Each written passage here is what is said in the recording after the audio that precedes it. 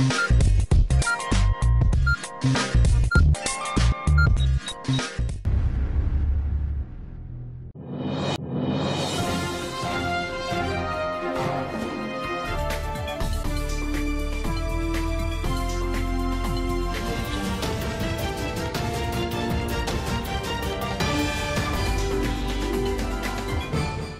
मित्रांनो, मी अक्षय एडियन बातमीपत्रात तुमचं मनपूर्वक स्वागत करतो। आज दिवसभरात घडलेल्या संपूर्ण घटनांचा आढावा आपल्याला घ्यायचाच आहे, परंतु त्या अगोदर नजर टाकूया आज दिवसभरात घडलेल्या काही महत्त्वाच्या आणि ठळक घडामोडींवरती। हम दो हमारे 12 या चित्रपटावरती बंदियाना मुस्लिम समाजाची मागणी, तहसीलदारासह खुलताबाद पोलिसात निवेदन। आपल्या मतदारसंघातील विकास कामांविषयी गृहमंत्री अतुल सावे यांची मनपा आयुक्त कार्यालयात बैठक। विधानसभा निवडणूक तोंडावर आल्याने प्रलंबित विकास कामं पूर्ण करण्याची लगबग। आता बघूया सविस्तर बातम्या। शहरात पूर्व मतदारसंघात अनेक रस्त्यांचे काम सुरू आहेत। यात जलवाहिनीचे काम स्थलांतरामुळे तब्बल 19 रस्त्यांचे काम रखडलं आहे। जलकुंभांच्या कामाला सुद्धा गती देण्याचं राज्याचे गृहनिर्माण मंत्री अतुल सावे यांनी मंगळवारी मनपा आढावा बैठक घेत काम त्वरित पूर्ण करण्याच्या सूचना केल्या आहेत। ऑक्टोबर-नोव्हेंबर महिन्यात विधानसभा निवडणुकांपूर्वी आपापल्या मतदारसंघातील प्रलंबित व रखडलेल्या विकास कामं पूर्ण करण्यासाठी लोकप्रतिनिधी सध्या तयारी सुरू करणार असून मंगळवारी राज्याचे गृहनिर्माण मंत्री अतुल सावे यांनी पूर्व मतदारसंघात होत असलेल्या विकास व रखडलेल्या रस्त्याचा कामाचा आढावा घेण्यासाठी महानगरपालिकेतील प्रशासकीय हॉलमध्ये आढावा बैठक आयोजित केली होती। यावेळी पूर्व मतदारसंघात जवळपास 19 रस्त्यांचं काम फक्त पाईपलाईन स्तरावर न झालेल्यामुळे गेल्या अनेक दिवसांपासून रखडत आहे। याशिवाय सिडको परिसरातील जलकुंभचे काम सुद्धा पूर्ण झालेले नाहीये, ते पूर्ण करा अशा सूचना मंत्री अतुल सावे यांनी प्रशासनाला दिल्या। यावर संबंधित एजन्सी धारकांनी येत्या ऑगस्टपर्यंत पारिजात नगर यंत्री सिडको येथील पाण्याच्या टाकीचे काम पूर्ण करण्याचं आश्वासन दिलंय। यावेळी राज्याचे गृहनिर्माण मंत्री अतुल सावे, मनपा आयुक्त जी श्रीकांत, मनपा अतिरिक्त आयुक्त रणजित पाटील, उपायुक्त अंकुश पांढरे, अपर्ण थेटे, मुख्य शहर अभियंता ए.बी. देशमुख, कार्यकारी अभियंता के.एम. फालक, MPJचे वरिष्ठ अधिकारी सह मनपातील विभाग प्रमुख अधिकारी यांची यावेळी उपस्थिती होती। येत्या काही महिन्यात विधानसभा निवडणुका होणार असल्याने त्या अगोदर विकास कामं पूर्ण करून घेण्याची घाई आता लोकप्रतिनिधी करत असल्याचं दिसून येत आहे। दरम्यान राज्याचे गृहनिर्माण मंत्री अतुल सावे हे बैठक आटपून महानगरपालिका कार्यालयाबाहेर पडत असताना त्या ठिकाणी उपोषणास बसलेल्या काही कार्यकर्त्यांनी त्यांची गाडी अडवून त्यांना निवेदनं सादर केली आहे। राज्याचे गृहनिर्माण मंत्री अतुल सावे हे बैठक आटपून महानगरपालिका कार्यालयाबाहेर पडत असताना त्या ठिकाणी उपोषणास बसलेल्या काही कार्यकर्त्यांनी त्यांची गाडी अडवून त्यांच्यासमोर आपली कैफियत मांडली। महानगरपालिका कार्यालयाच्या प्रवेशद्वाराच्या बाजूला सोमवारपासून दिव्यांगांचं उपोषण सुरू करण्यात आलंय। या ठिकाणी दिव्यांगांना 5% निधी खात्यावर जमा करण्यात यावा या मागणीसाठी उपोषण सुरू असून त्यांच्या मागण्या मांडण्यासाठी काही दिव्यांगांनी मंत्री अतुल सावे यांच्या गाडीसमोर त्यांच्या ट्रायसिकल वाहने लावून त्यांचं म्हणणं मांडलं। त्यानंतर मंत्री अतुल सावे हे गाडीखाली उतरून महानगरपालिका कार्यालयाबाहेर उपोषणास बसलेल्या दिव्यांगांच्या उपोषणस्थळी गेले। त्यांचं म्हणणं ऐकून घेतलं व ते म्हणणे शासन दरबारी मांडणार असल्याचं त्यांनी आश्वासन सुद्धा दिलं। 25 से 30 साल से महानगरपालिका में काम करते थे। 4 साल हो गए मेरे को, ये पूरे हम सब रिटायर हो गए। 30 साल का पीएफ ये लोगों ने हमारा पूरा हड़प कर दिए। 10 साल का पीएफ मंजूर करे, इसको 4 साल हो गए और HDFC बैंक वालों ने, पीएफ वालों ने 10 करोड़ रुपए लेके चले। आपने पीएफ भरे, उसके कोई आपके पास रिसिप्ट वगैरह है क्या? ये लोगों ने नहीं निकाले सब। ऐसा है ना, आप नौकरी करते थे, आपको सैलरी स्लिप आती होगी ना, तो उसके ऊपर लिखते होंगे।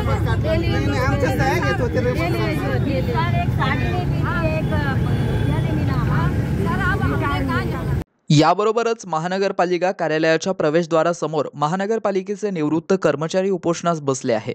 महानगरपालिकेत दिनांक 8/10/2020 रोजी 192 कर्मचाऱ्यांना कायमस्वरूपी करण्यात आलं होतं। त्यामध्ये कंत्राटी पद्धतीने पूर्वीपासून काम करत असलेले काही कर्मचारी सेवेत कायमस्वरूपी रुजू करण्यात आले होते। मात्र वयोमानानुसार 1 ते 2 वर्षामध्ये ते सेवानिवृत्त झाले। सेवानिवृत्तीनंतर त्यांची सेवा जास्त काळी झाली नसल्याने त्यांना शासनाच्या कुठल्याच योजनांचा लाभ मिळाला नाहीये। मात्र वर्ग 3 व वर्ग 4च्या कर्मचाऱ्यांना ECR चलन कम रिटर्न महानगरपालिका प्रशासनाने दिलेला नाहीये, असा आरोप त्यांच्या वतीने करण्यात आलाय. महानगरपालिका प्रशासनाने भविष्य निर्वाह निधी म्हणजेच PF कार्यालयामध्ये जमा केला नसल्याचा आरोप या उपोषणकर्त्यांनी केलाय.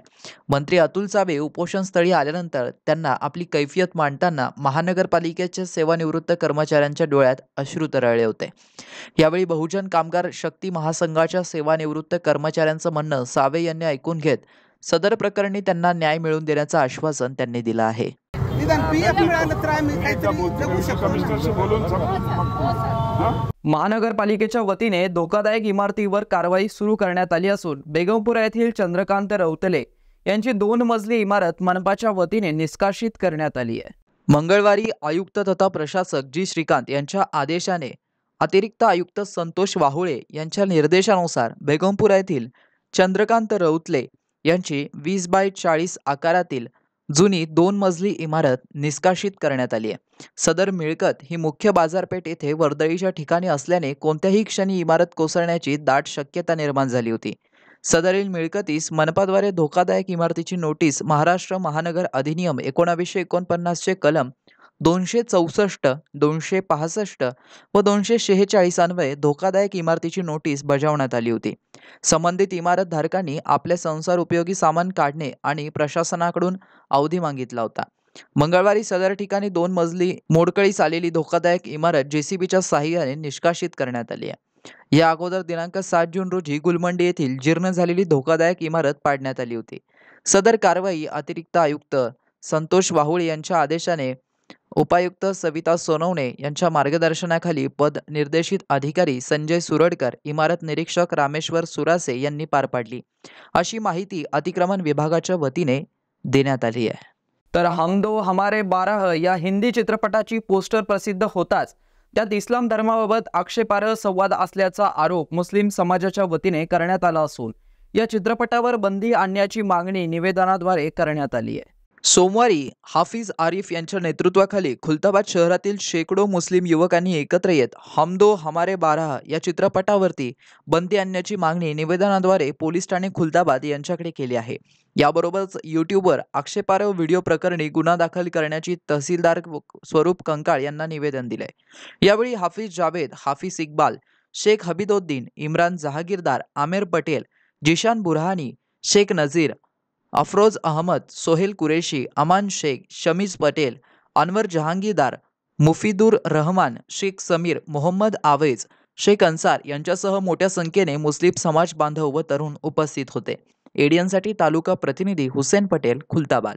मुसलमान जाग चुका है, मुसलमान माहौल खराब नहीं करें, लीगल एक्शन लेगा और अपने हक के लिए लड़ता रहेगा. आपसे यही रिक्वेस्ट करते हैं कि आप ऊपर रिक्वेस्ट करें, आपके जो पावर्स है, आपके जो राइट्स है, उसका इस्तेमाल करें, उसके खिलाफ सख्त एक्शन हो. शहरवासियांना एक सुवर्ण संधी. तुम्हीही एखादा व्यवसाय करताय का? मग एडियनवर जाहिरात करा आणि मिळवा व्यवसायात मोठा फायदा. तर वाट कसली पाहताय? आत्ताच खाली दिसत असलेल्या नंबरवर संपर्क साधा. आपल्याला अजूनही काही बातम्यांचा आढावा घ्यायचा आहे, परंतु इथे वेळ झाली आहे एका छोट्याशा ब्रेकची. कुठे जाऊ नका, पाहत रहा एडियन न्यूज.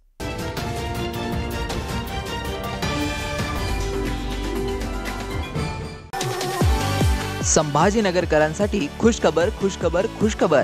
आता केशर, हापूस, लंगडा, गुलाबखस, इमरती, सफेद मालोदा, काला मालोदा, शक्करगोटी, अल्फान, खुदूस, मलगोबा, चीनी मलगोबा, राजापुरी, सिंधू, मुर्शिदाबादी, बदाम, खोबरा, तमचा, बत्ताशा, पायरी, हुर, दूध पेडा, दिलपसंद, निरंजन, तोतापरी, गावरान केशर, माया, केंट, टॉमी, लिली, ऑमलेट, अगरबत्ती, गावरान, दशहरी.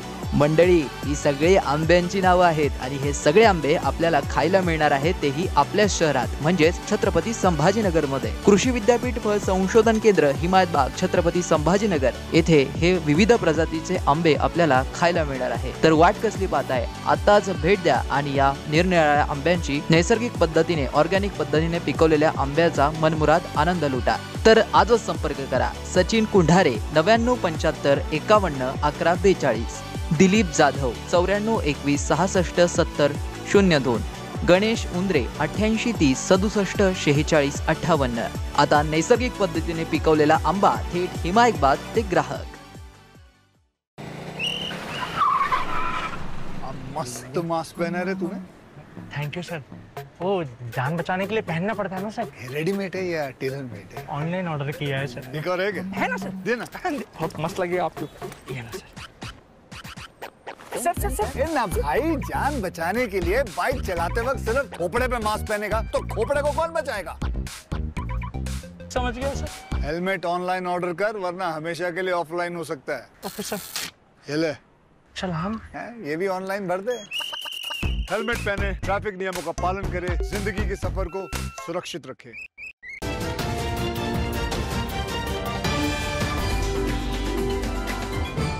ब्रेक नंतर पुन्हा एकदा स्वागत. आपण बघत आहात एडियन बातमीपत्र. खाम नदी पुनरुज्जीवीकरण प्रकल्पाचा पुढचा भाग, ज्यात 50 किलोमीटर भागातील 22 ग्रामपंचायती येतात, त्यांनी सक्रिय सहभाग घ्यावा व कालबद्ध कार्यक्रम आखावा असे निर्देश जिल्हाधिकारी दिलीप स्वामी यांनी मंगळवारी बैठकीत दिले आहेत. खाम नदी पुनरुज्जीवीकरण प्रकल्पाचा आढावा आज घेण्यात आलाय. जिल्हा नियोजन सभागृहात ही बैठक पार पडली. जिल्हा परिषदेचे मुख्य कार्यकारी अधिकारी विकास मीना, उपजिल्हाधिकारी प्रबोधय मुळे, स्वच्छ भारत मिशन तथा जलजीवन मिशनचे प्रकल्प संचालक राजेंद्र देसले, रोजगार हमी योजनेच्या उपमुख्य कार्यकारी अधिकारी अनुपमा नंदनवनकर, इकोत्सव संस्थेच्या नताशा जरीन, गौरी मिराशे, छत्रपती संभाजीनगर, पैठण व गंगापूरचे तहसीलदार, गटविकास अधिकारी, कृषी, सामाजिक वन विभाग, सिडको, भू अभिलेख आदींसह संबंधित विभागाचे अधिकारी कर्मचारी तसेच नदीकाठावरील 22 गावचे ग्रामसेवक उपस्थित होते. खाम नदी पुनरुज्जीवीकरण प्रकल्पात ग्रामीण भागातील 50 किलोमीटर लांबीच्या भागात काम सुरू करण्यात आलं आहे. त्यात 22 ग्रामपंचायतींचा समावेश होतो. हे काम 3 टप्प्यात करण्यात येणार आहेत. त्यात संबंधित गावामधील घनकचरा व सांडपाणी व्यवस्थापन, ज्या त्या ग्रामपंचायत हद्दीतील कचरा व सांडपाणी हे नदीत जाऊ न देता त्याची विल्हेवाट गावातच लावणे ही कामे करण्यात येतील. दुसऱ्या टप्प्यात नदी रुंदीकरण व काठांचं अस्तरीकरण व तिसऱ्या टप्प्यात वृक्षारोपण या पद्धतीने काम करण्यात येणार आहे. त्यासाठी ग्रामपंचायतींनी सक्रिय सहभाग घ्यावा, यंत्रणांनी नदींचं सीमांकन करून द्यावं, निळ्या पुरेरेषेची निश्चिती करणे यासाठी कामे करून द्यावीत. ही कामे कालबद्ध पद्धतीने विहित वेळेत करावी असे निर्देश जिल्हाधिकारी स्वामी यांनी दिले आहेत. जिल्हा परिषदेचे मुख्य कार्यकारी अधिकारी विकास मीना यांनी ग्रामपंचायतींनी या प्रकल्पात आपापले योगदान द्यावे. ज्या गावात जेसीबी, पोकलेन तसेच डिझेलची गरज आहे त्यांनी तात्काळ माझ्याकडे प्रस्ताव सादर करावा. मी पुढच्या सोमवारी मीटिंग घेईल. इतके दिवस निवडणुकांमध्ये असल्याने आढावा घेता आला नव्हता, परंतु आता कामाला लागूया. नदींचे शहरामध्ये चांगले काम झालेले आहे, त्यामुळे ग्रामीण भागातही आपले काम उठून दिसले पाहिजे आणि सर्व 22 ग्रामपंचायतींनी या व्यतिरिक्त माझी वसुंधरा, राष्ट्रीय पंचायत अवॉर्ड सारख्या योजनांमध्ये सहभागी व्हावे असे आवाहन त्यांनी यावेळी केलं आहे. तर दुचाकीत पेट्रोल भरणाऱ्या ग्राहकाने शर्टच्या खिशातील मोबाईल काढला आणि दुचाकीच्या टाकीतून आगीच्या ज्वाला भडकल्या. काही काळाच्या आतच झालेल्या घटनेने दुचाकी स्वारासह कर्मचारी ही गांगरून गेले होते. मात्र दुचाकी स्वाराने समय सूचकता दाखवत आगीच्या ज्वालांनी भडकलेली मोटरसायकल तशीच पुढे ढकलत नेल्यामुळे अनर्थ टळला आहे. ही थरारक घटना 4 जून रोजी बजाज कंपनीच्या गेटसमोर असलेल्या पेट्रोल पंपावरती घडलेली आहे. बजाज नगरचे फुल विक्रेते शेख जाकीर हे बजाज कंपनी गेट समोर असलेल्या HP पेट्रोल पंपावर पेट्रोल भरायला गेले. पेट्रोल भरण्यासाठी दुचाकी उभी केली आणि पंपावरील कर्मचाऱ्याने पेट्रोलची नळी दुचाकीत टाकली तर ते बाजूलाच उभे होते. पेट्रोल भरत असताना ऑनलाईन पद्धतीने पैसे देण्यासाठी त्यांनी शर्टच्या खिशात ठेवलेला मोबाईल काढला. शाकीर यांनी खिशातून मोबाईल बाहेर काढताच दुचाकीचा पेट्रोल टाकीतून आगीचा लोळ बाहेर पडला. क्षणार्धात पेट्रोलने भडका घेतला. काही काळाच्या आत घडलेल्या या घटनेमुळे एकच गोंधळ उडाला. दुसरीकडे पेट्रोल पंपाच्या नळीलाही आग लागल्याने आगीचे लोळ बाहेर पडत होते. दुचाकीच्या टाकीतून आगीचे लोळ निघत असताना गाडीवर बसलेल्या शाकीर तात्काळ गाडीवरून खाली उतरले आणि आगीने वेढलेली दुचाकी तशाच अवस्थेत ढकलत ढकलत काही मीटर अंतरावर नेली. पेट्रोल पंपाच्या युनिटपासून दुचाकी दूर नेल्याने आग पसरली नाही. तेवढ्यात पंपावर उपस्थित कर्मचाऱ्यांनी छोट्या अग्निशमन यंत्राने आगीवर फवारा मारला. त्यामुळे काही वेळातच पंपावरील आग आटोक्यात आली. शाकीर यांच्या समय सूचकतेने मोठा पेट्रोल साठा असलेल्या पंपापासून दुचाकी दूर नेल्याने मोठा अनर्थ टळल्याचं बोललं जात आहे. बजाज कंपनी समोरील पेट्रोल पंपावर घडलेल्या या घटनेने पेट्रोल पंपावरील सुरक्षेचे प्रश्न ऐरणीवरती आले आहेत. शहरात नागरी वस्ती लगतच मोठ्या प्रमाणावर पेट्रोल पंप आहेत. काही पेट्रोल पंप तर शाळा, दवाखाने, व्यापारी संकुला लगत आहेत. त्यामुळे या परिसरात मोठ्या प्रमाणावर गर्दी असते. दुसरीकडे सर्वच पेट्रोल पंपावर सर्वांत मोबाईलचा वापर होतो. तेथील कर्मचारीही ऑनलाईन पेमेंट घेण्यासाठी मोबाईल वापरतात. त्यामुळे प्रचंड धोका निर्माण झाला आहे. पेट्रोल पंपावरील मोबाईलच्या वापराला प्रतिबंध घालण्यासाठी पंप चालक उपाययोजना का करत नाहीत असा सवाल उपस्थित होत आहे। महानगरपालिकेच्या वतीने भाऊसिंगपुरा भागात महानगरपालिकेच्या 250 मिलीमीटर जलवाहिनीवरील 159 अनधिकृत नळ जोडण्या खंडित करण्यात आल्या आहेत। आचारसंहितानंतर प्रथमच पोलीस बंदोबस्त आणि दंगा नियंत्रण पथक सोबत घेऊन कारवाई पूर्ण करण्यात आली आहे। प्रशासक तथा आयुक्त मनपा जी श्रीकांत यांच्या आदेशानुसार अनधिकृत नळ जोडण्या खंडित करण्याची मोहीम राबवण्यात येत आहे। या अनुषंगाने विशेष अनधिकृत नळ जोडणी शोध पथकाचे प्रमुख अतिरिक्त आयुक्त तथा मुख्य लेखा व वित्त अधिकारी संतोष वाहुळे यांच्या मार्गदर्शनाखाली भाऊसिंगपुरा या भागात महानगरपालिकेची जुन्या 250 मिलीमीटर मुख्य जलवाहिनीवरील एकूण 159 अनधिकृत नळ खंडित करण्यात आले आहे। आचारसंहितानंतर प्रथमच पोलीस बंदोबस्त आणि दंगा नियंत्रण पथक सोबत घेऊन कारवाई पूर्ण करण्यात आली आहे। मुख्य जलवाहिनीवरील अनधिकृत नळ जोडणी खंडित करण्याची मोहीम चालू राहील असे पथक अभियंता रोहित इंगळे यांनी सांगितलंय। सदरील कारवाई उपअभियंता मिलिंद भामरे, पथक अभियंता रोहित इंगळे, कनिष्ठ अभियंता सचिन वेलदोडे, हेमंत हिवराळे, सुमेर शेख, अक्षय साळवी आणि पोलीस निरीक्षक राजेंद्र होळकर, पोलीस उपनिरीक्षक सुरेश माळी, पोलीस उपनिरीक्षक विनोद भालेराव, पोलीस उपनिरीक्षक गोविंद एखिलवाले, दंगा नियंत्रण पथक तैनात होतं। तसेच पथक कर्मचारी शरीफ, वैभव भटकर, स्वप्नील पाईकडे, तमीज पठाण, सागर डिघोळे, तुषार पोटल पिल्लेवार आदींनी पूर्ण केली। तर जायकवाडी धरण परिसरात झालेल्या जोरदार पावसाने 0.5% पाणीसाठा वाढला असून हे पाणी आपले शहर व जालना जिल्ह्याला पिण्यासाठी 1 महिनाभर पुरेल एवढ्या साठ्याची वाढ झाल्याचे म्हटलं जात आहे। तर शेतकरी वर्गात देखील या बातमीमुळे आनंदाचं वातावरण आहे। जायकवाडी धरण परिसरात रविवारी झालेल्या जोरदार पावसाने 0.5% पाणीसाठा वाढला आहे। 4837 क्युसेक आवक दाखल झाल्याने धरणाचा पाणीसाठा रविवारी 3.90% होता, तो सोमवारी 4.50% पोहोचलाय। धरण क्षेत्रात रविवारी झालेल्या 62 मिलीमीटर पावसाने जायकवाडी धरणात 0.5% पाणी वाढवलं। हे पाणी छत्रपती संभाजीनगर व जालना जिल्ह्याला पिण्यासाठी 1 महिना पुरेल एवढा पाणीसाठ्याची वाढ झाल्याचे अभियंता विजय काकडे यांनी सांगितलंय। शेतकरी वर्गात आनंदाचं वातावरण आहे। जायकवाडी धरणाची पाणी पातळी मागील वर्षी 47% राहिली होती, तर या उन्हाळ्यात हा साठा 3.50% आला होता। मराठवाड्यावर जलसंकट निर्माण झालं होतं। रविवारी धरण क्षेत्रावर जोरदार पाऊस झाल्याने जूनच्या पहिल्याच 1 दिवसात 62 मिलीमीटर पावसाने 0.5% वाढवला। धरण क्षेत्रात झालेल्या पावसाने हा टक्का वाढला आहे। वरील भागामध्ये पावसाचा जोर वाढला तर जायकवाडी यंदा भरू शकते। पातळीत घट झाल्याने छत्रपती संभाजीनगरभर आपत्कालीन पंपाने पाणी पुरवठा करण्याची तयारी प्रशासन करत असतानाच आवक सुरू झाल्याने सर्वांना दिलासा मिळाला आहे, हे विशेष। जिल्हाधिकारी दिलीप स्वामी यांनी अचानकपणे मंगळवारी सकाळी जाधववाडी मोंढा भागात अचानक भेटी देऊन बियाणे व रासायनिक खते यांची पाहणी केली। अचानक जिल्हाधिकारी दुकानावर थेट पोहोचल्याने काही काळ व्यापाऱ्यांमध्ये गोंधळ उडाला होता। जिल्ह्यात बनावट बियाणे मिळत असल्याच्या काही तक्रारी वाढल्या होत्या, तर मागील आठवड्यात गंगापूर पोलीस ठाण्यात बनावट बियाणे विकणाऱ्यांवरती कारवाई करण्यात आली होती। त्या पार्श्वभूमीवर जिल्हाधिकारी दिलीप स्वामी यांनी अचानकपणे मंगळवारी सकाळी 9 ते 10 या वेळेत जाधववाडी नवा मोंढा भागात विविध कृषी सेवा केंद्रांना भेटी देऊन बियाणे, रासायनिक खते यांच्या उपलब्धतेबाबत विक्रेत्यांकडे साठा नोंदवया तपासून खातरजमा केली। जिल्ह्यात अधिकारी दिलीप स्वामी यांनी अचानकपणे मंगळवारी सकाळी जाधववाडी मोंढा भागात अचानक भेटी देऊन बियाणे, रासायनिक खते यांची पाहणी केली। अचानक जिल्हाधिकारी दुकानावर थेट पोहोचल्याने काही काळ व्यापाऱ्यांमध्ये गोंधळ उडाला होता। मात्र जिल्हाधिकारी पाहणी करून खातरजमा करत असल्याचे लक्षात आल्यावर व्यापाऱ्यांनी सुटकेचा निश्वास सोडला। यावेळी जिल्हाधिकाऱ्यांनी खरेदीसाठी आलेल्या शेतकऱ्यांना जादा दराने विक्री करणे, बियाणे खते उपलब्ध असताना ती न देणे, साठेबाजी करणे याबाबत विचारपूस केली। खरीप हंगामाची पेरणी पूर्ण होईपर्यंत कृषी विभागाने दक्षता घेण्याबाबत त्यांनी सूचना केल्या।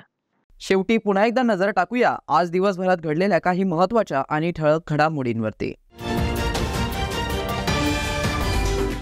हम दो हमारे 12 या चित्रपटावरती बंदी आणा, मुस्लिम समाजाची मागणी, तहसीलदारासह खुलताबाद पोलिसात निवेदन। आपल्या मतदारसंघातील विकास कामांविषयी गृहमंत्री अतुल सावे यांची मनपा आयुक्त कार्यालयात बैठक। विधानसभा निवडणूक तोंडावर आल्याने प्रलंबित विकास कामं पूर्ण करण्याची लगबग। याबरोबरच हे बातमीपत्र इथेच संपलं। पुन्हा भेटूया पुढील बातमीपत्रात। तोपर्यंत पाहत रहा आपल्या हक्काचं बातमीपत्र एडीएन न्यूज।